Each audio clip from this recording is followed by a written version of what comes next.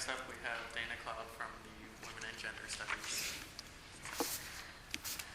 Thanks for being here. As the elder on the panel, I think I'm going to do some institutional and social movement history about where women's and gender studies came from here and around the country, and what it means when it is targeted, like all the centers, by the attacks that are coming hard and fast in the name of efficiency and budget cutting. I spent some time with Chris Hogan, who is the Associate Director of the Center for Women's and Gender Studies, and she filled me in a lot. So if I get anything wrong, it's me. Everything good is her.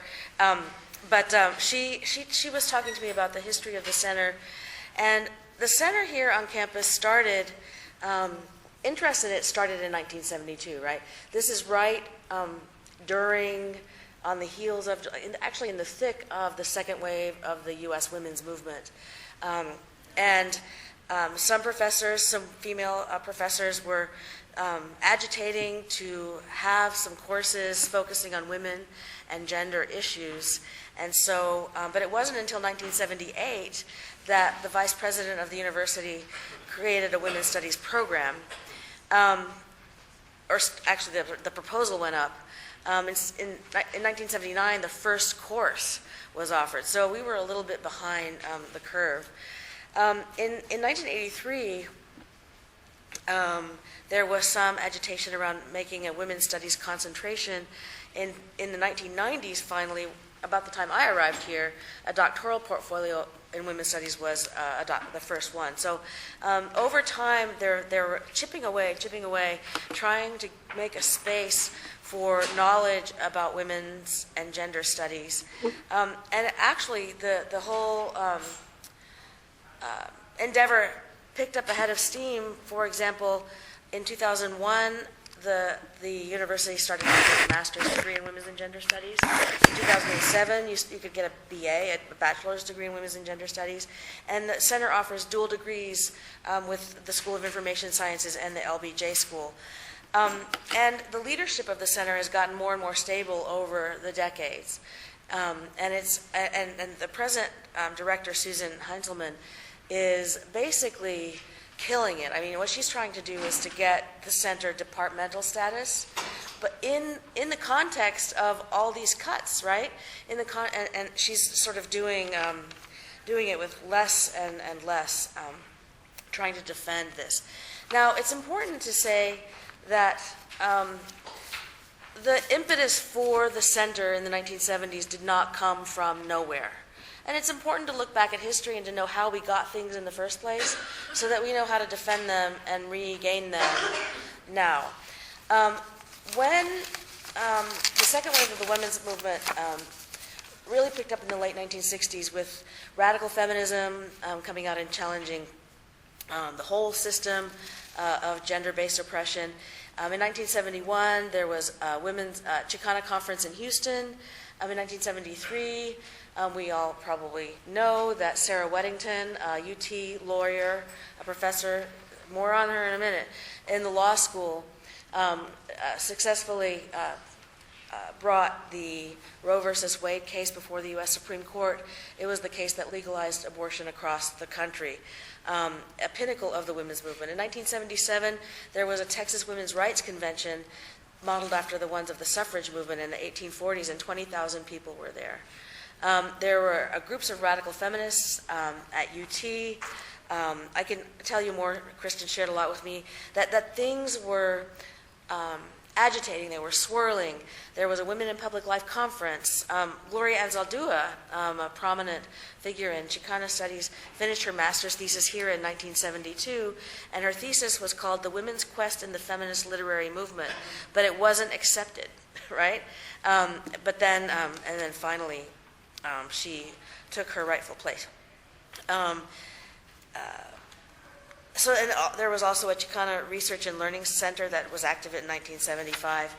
And there are a lot of details that we can tell you, but the main point being that the second wave of the women's movement, which was part and parcel of a huge wave of social protest around the war, around civil rights, and women's rights, and starting in the late 1960s, gay and lesbian rights, and these things all building one upon the other, so that by the time you get to the early and middle of the 1970s, it seems natural. It seems like the common sense of the world had taken in feminism and had taken in the lesson that women's knowledge needed to have a place in the university.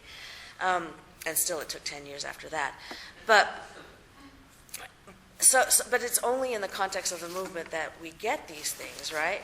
And I think that I want to talk right now about how important it was that we got the centers, and including the Center for Women's and Gender Studies.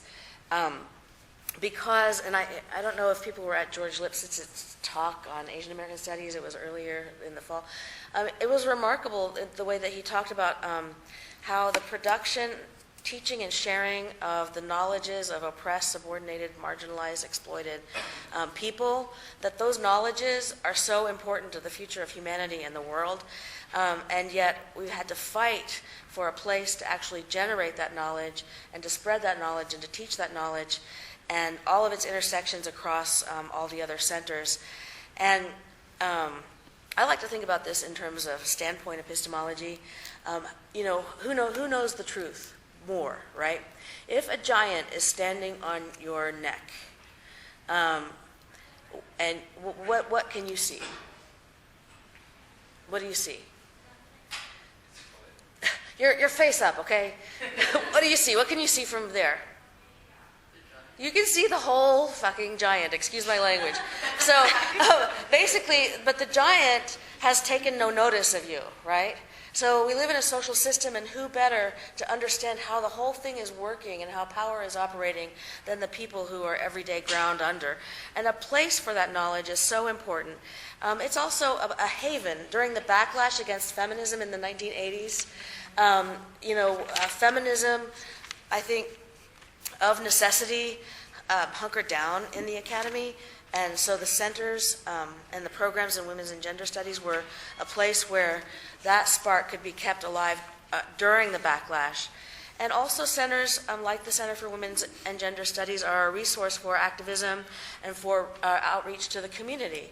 And so there's an enormous role that is played by the centers in connecting what we know here to how people are experiencing life off the campus. And the Women's and Gender Studies Center has done a really excellent job on all of these missions. But, now here comes the sad part, since 2010, the Women's and Gender Studies Program Center, like all the other centers, has taken a huge hit to the tune of about 26% by the end of next year, cut from its budget, which was less than they were threatened with.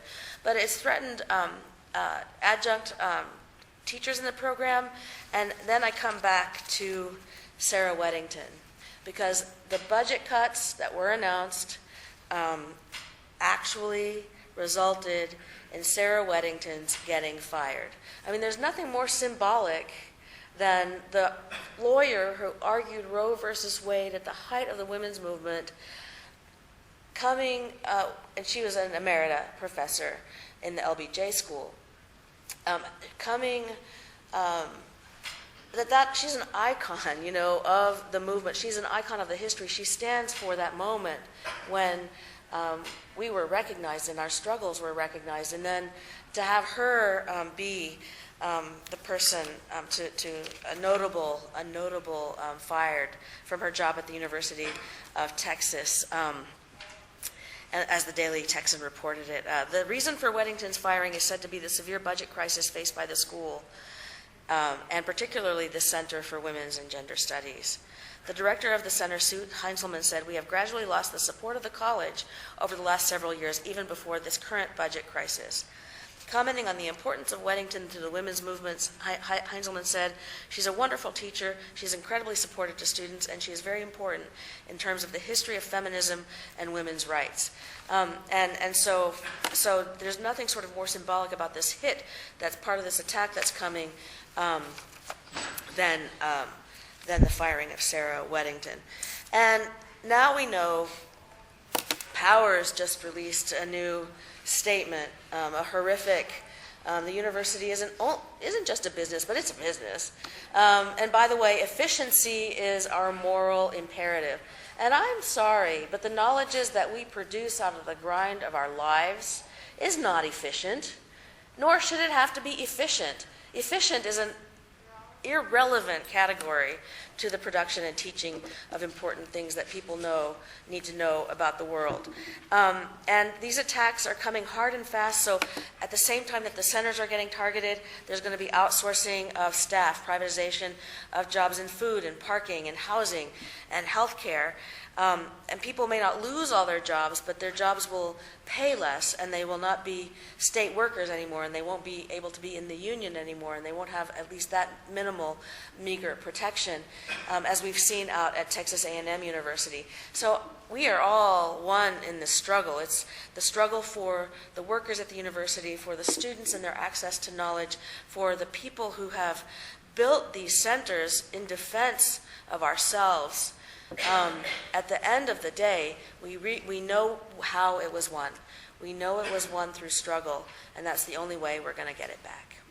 Thank you.